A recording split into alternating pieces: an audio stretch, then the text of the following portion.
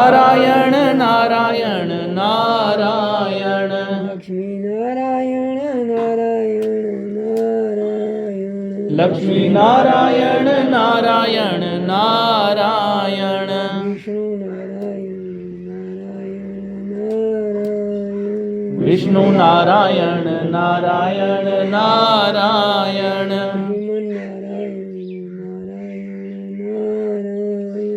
श्रीमन नारायण नारायण श्रीमन नारायण नारायण बद्री नारायण नारायण बद्री नारायण नारायण नारायण बद्री नारायण बद्री नारायण नारायण नारायण नारायण गंगा नारायण नारायण गंगा नारायण नारायण श्रीमन नारायण नारायण श्रीमन नारायण नारायण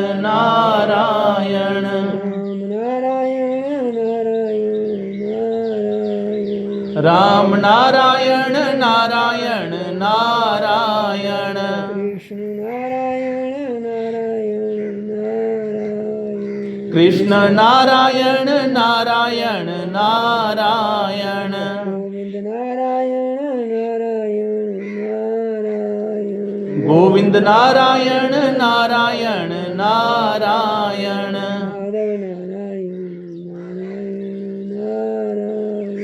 माधव नारायण माधव नारायण नारायण नारायण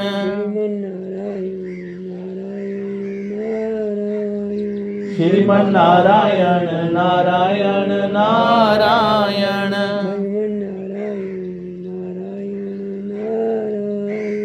भगवन नारायण नारायण नारायण पार्वती पते हर हर महादेव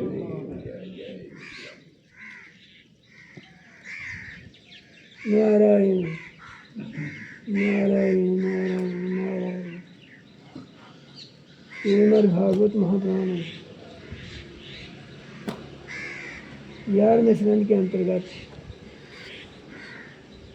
27वां अध्याय क्रिया योग का वर्णन।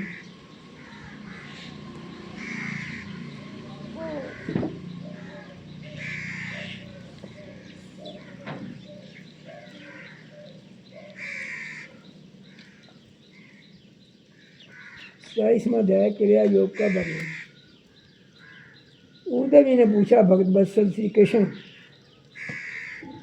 जिस क्रिया योग का आश्रय लेकर जो भगवान जिस प्रकार से जिस उद्देश्य से आपकी अर्चा पूजा करते हैं, आप अपने आराधन रूप क्रिया योग का वर्णन कीजिए।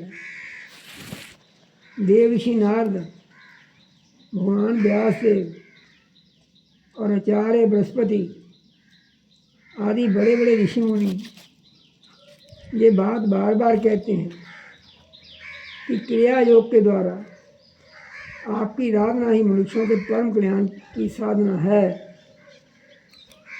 यह क्रिया योग पहले आपके मुखारबिंद से ही निकला था। आपसे ही ग्रहण करके से ब्रह्मा जी ने अपने पुत्र भृगु आदि महर्षियों को, भगवान शंकर ने अपनी अर्धांगिनी भगवती पार्वती को उपदेश किया था। मर्यादा आरक्षक प्रभु, यह क्रिया योग ब्राह्मण, क्षत्रिय आदि वर्णों, ब्रह्मचारी, गृहस्थ आदि आश्रमों के लिए परम कल्याणकारी है। मैं तो ऐसा समझता हूँ कि स्त्री शूद्र के लिए भी यही सबसे श्रेष्ठ साधना पद्धति है। कमलनयन श्याम सुंदर, आप शंकर आदि जगदीश्वरों के भी ईश्वर हैं और मैं आपके चरणों का प्रेमी भक्त हूँ। आप कृपा करके मुझे यह कर्म बंधन से मुक्त करने वाली विधि बतलाइए। क्रिया योग रास्ता। भगवान श्री कृष्ण का, उद्धव जी, कर्म कांड का इतना विस्तार है कि उसकी कोई सीमा ही नहीं है। इसलिए मैं उसे थोड़े पर ही पूर्वापर क्रम से विधिपूर्वक वर्णन करता हूँ। मेरी पूजा की 3 पत्तियाँ हैं, 3 विधियाँ हैं, वैदिक, तांत्रिक और मिश्रित। इन तीनों में से मेरे भक्त को जो भी अपने अनुकूल जान पड़े उसी विधि से मेरी आराधना करनी चाहिए। पहले अपने अधिकारानुसार शास्त्रोक्त विधि से समय पर यज्ञोपवीत संस्कार के द्वारा संस्कृत होकर द्विचत्व प्राप्त करें। वो तो थोड़ा होने का नहीं होगा कख नहीं तो तुझे थोड़ी मुक्ति कितों होनी प्राप्त करें।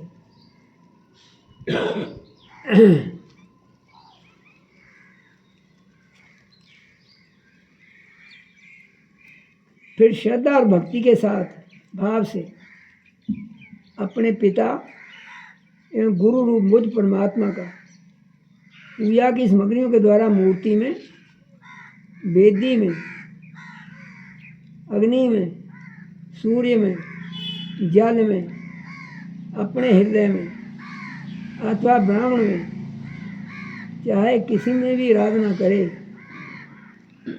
उपासक को चाहिए कि प्रातःकाल दातुन करके पहले शरीर शुद्धि के लिए स्नान करे, फिर वैदिक और तांत्रिक दोनों प्रकार के मंत्रों से मिट्टी भस्म आदि का लेप करके पुनः स्नान करे।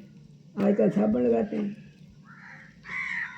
इसके पश्चात वेदोक्त संध्या बंदन आदि नित्य कर्म करने चाहिए। इसके बाद मेरी आराधना का ईश्वर संकल्प करके वैदिक और तांत्रिक विधियों से कर्म बंधनों से छुड़ाने वाली मेरी पूजा करे। मेरी मूर्ति 8 प्रकार की होती है, पत्थर की, लकड़ी की, धातु की, मिट्टी की और चंदन आदि की, चित्रमयी, बालकामयी, मनोमयी और मणिमयी। चल और जल भेद से 2 प्रकार की इतना ही मुझ भगवान का मंदिर है। चल अचल।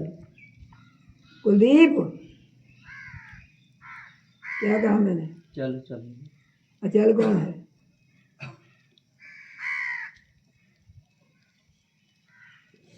आगे सोन लपे होने सोए सानू भी नेत बादना।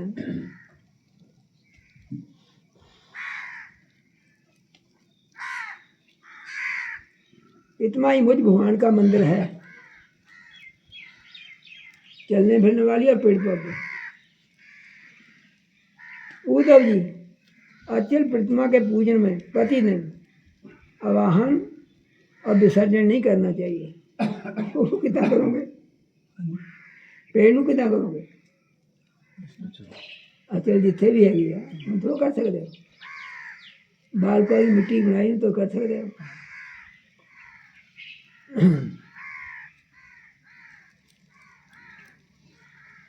जल प्रतिमा के संबंध में विकल्प है, चाहे करे और चाहे ना करे, परंतु बालकामयी प्रतिमा में तो आवाहन और विसर्जन प्रतिदिन करना ही चाहिए।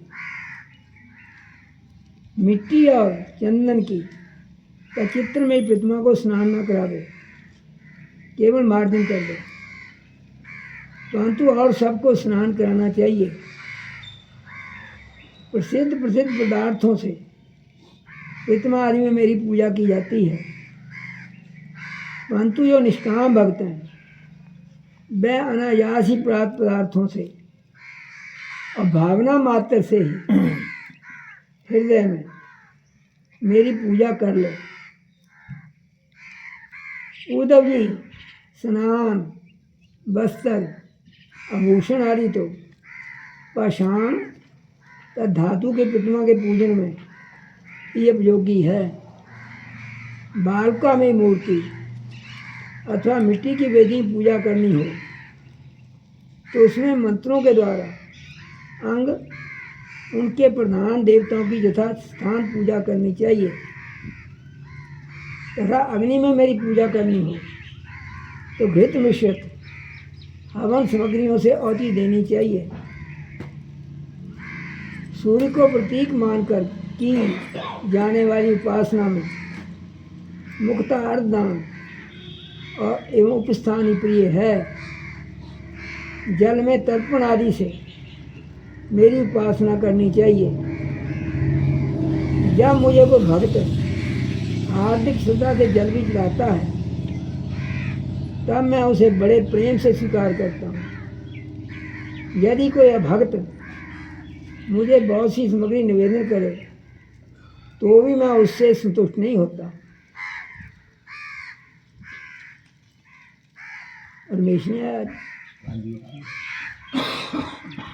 सुनिए बताते हैं भोग लग गया ना। देख क्या करें भगवान।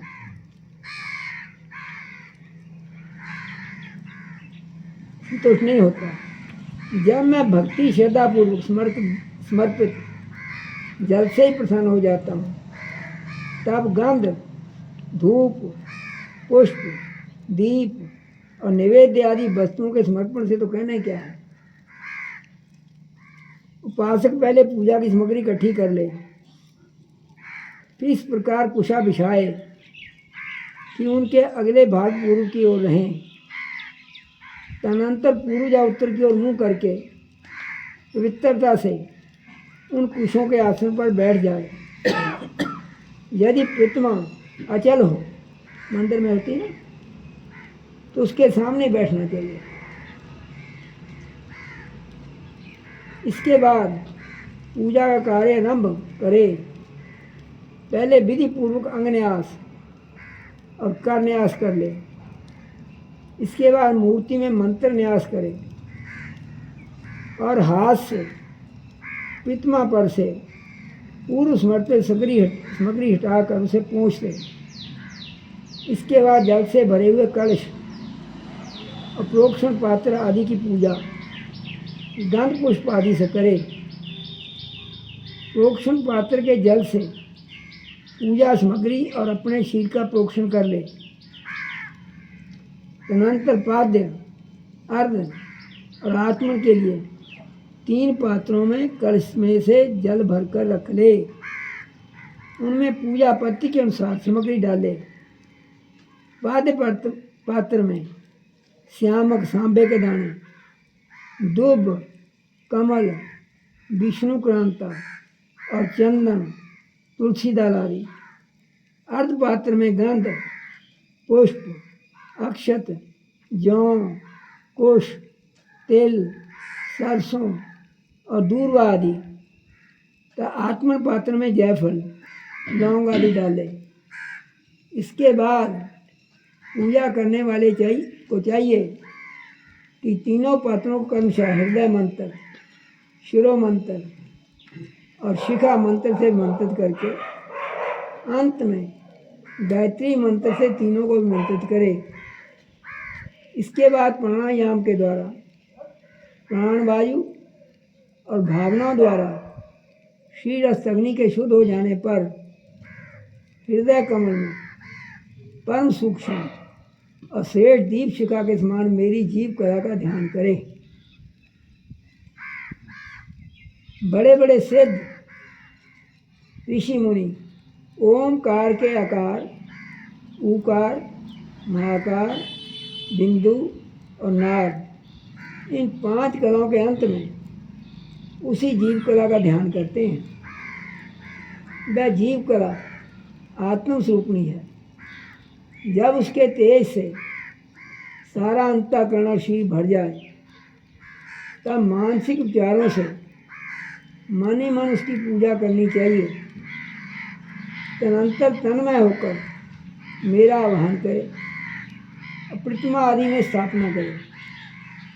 फिर मंत्रों के द्वारा अंग न्यास करके उसमें मेरी पूजा करे।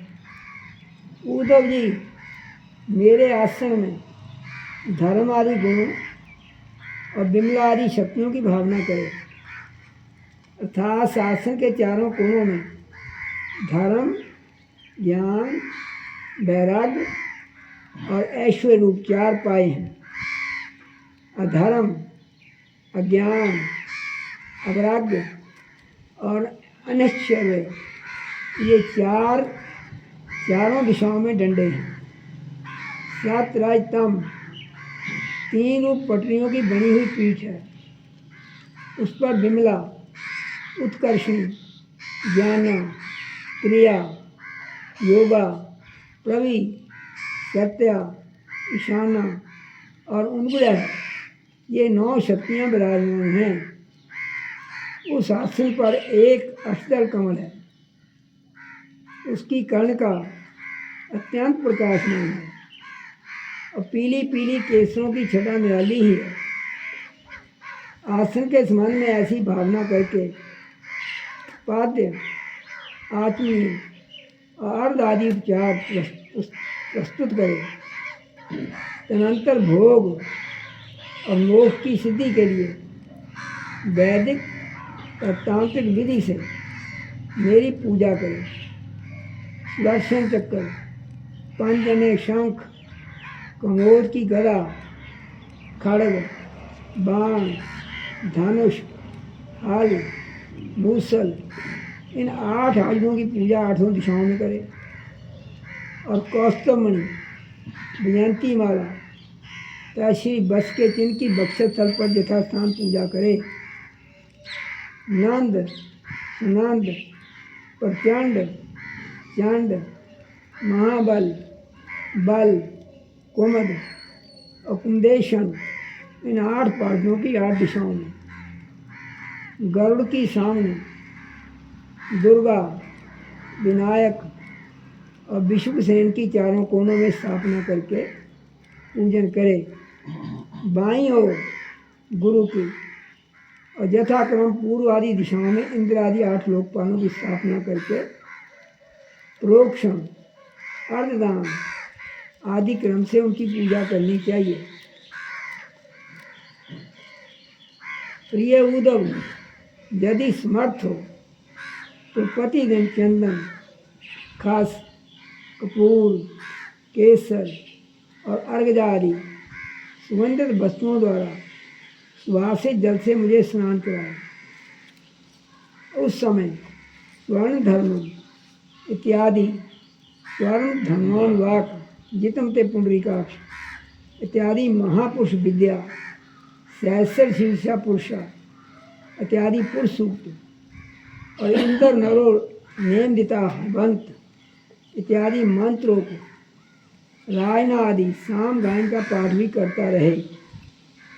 मेरा भक्त वस्त्र, यज्ञोपवीत, आभूषण, पत्तर, माला, गंध और चंदन आदि से प्रेम पूर्वक यथावत मेरा श्रृंगार करे। उपासक श्रद्धा के साथ मुझे पाद्य, आत्मन, चंदन, पुष्प, अक्षत, धूप, दीप आदि सामग्रियाँ समर्पित करें। यदि हो सके तो गुड़, खीर, घृत, पूड़ी, पुए, लड्डू, हलवा, दही और दाल आदि विविध व्यंजनों का नैवेद्य लगाए। भगवान के विग्रह को दातुन कराए, उपटन लगाए, पंचामृत आदि से स्नान कराए, सुगंधित पदार्थों का लेप करे, दर्पण दिखाए, भोग लगाए। शक्ति हो तो प्रतिदिन अथवा पर्वों के अवसर पर नाचने गाने आदि का भी प्रबंध भी करे। उद्धव जी तदनंतर पूजा के बाद छात्रों विधि से बने हुए कुंड में अग्नि की स्थापना करे। वह कुंड मेखला, गर्त और वेदी से शोभायमान हो। उसमें हाथ की हवा से अग्नि प्रज्वलित करके उसका परिसमूहन करे, अर्थात उसे कर्तृत कर दे। वेदी के चारों ओर कुश कंडिका करके अर्थात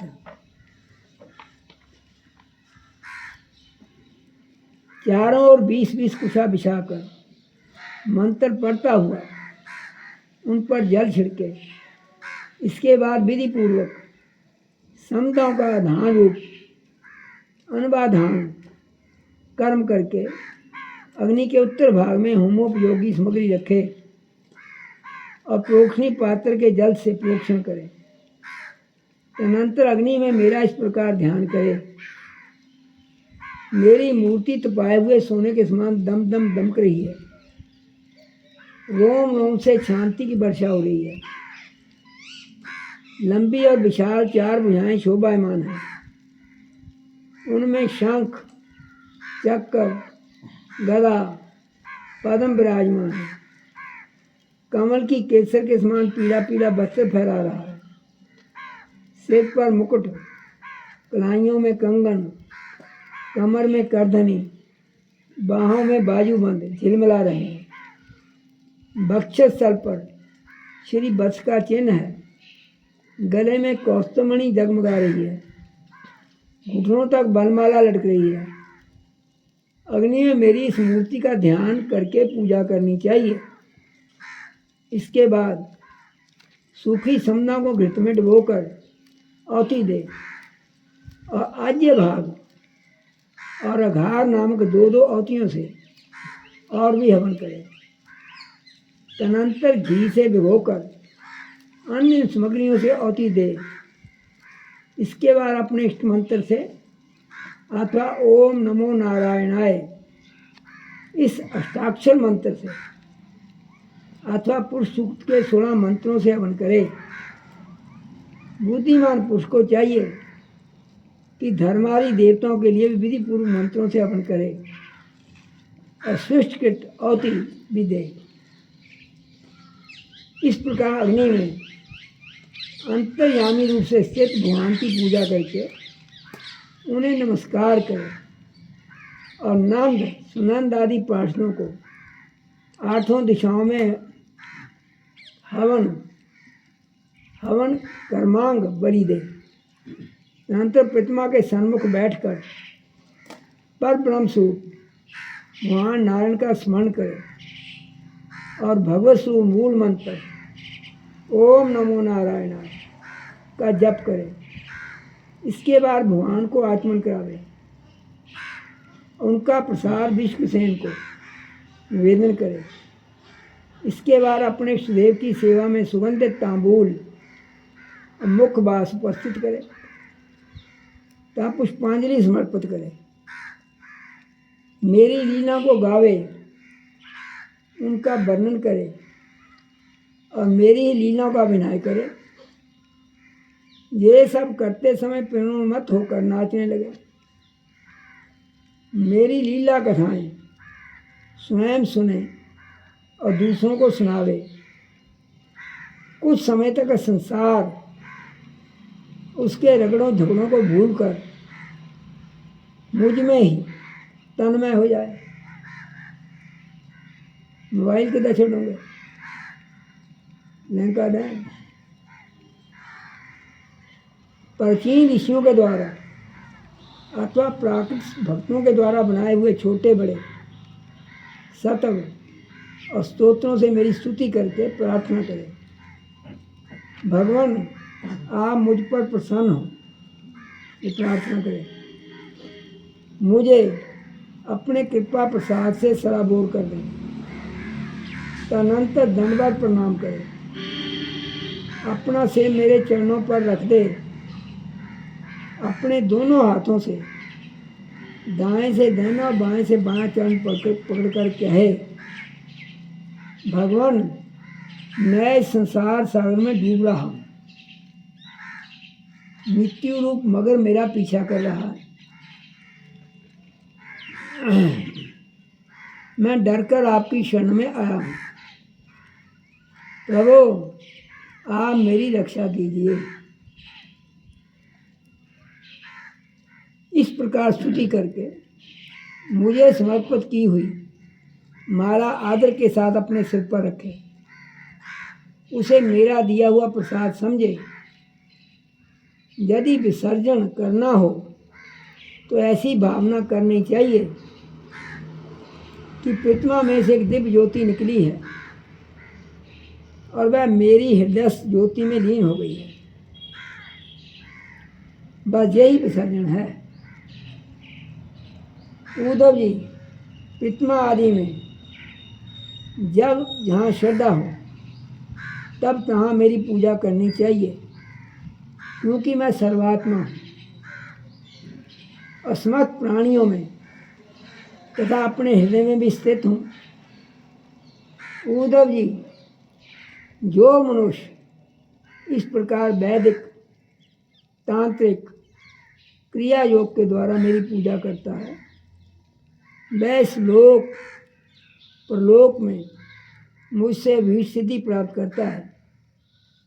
यदि शक्ति हो तो उपासक सुंदर स्थिर मंदिर बनवावे, उसमें मेरी प्रतिमा स्थापित करे, सुंदर सुंदर फूलों के बगीचे लगवा दे, नित्य की पूजा, पर्व की यात्रा, बड़े बड़े उत्सवों की व्यवस्था कर दे। जो मनुष्य पर्वों के उत्सव और प्रतिदिन की पूजा लगातार चलने के लिए खेत, बाजार, नगर अथवा गांव मेरे नाम पर समर्पित कर देते हैं, उन्हें मेरे समान ऐश्वर्य की प्राप्ति होती है। मेरी मूर्ति की प्रतिष्ठा करने से पृथ्वी का एक छत्र राज्य, मंदिर निर्माण में त्रिलोकी का राज्य,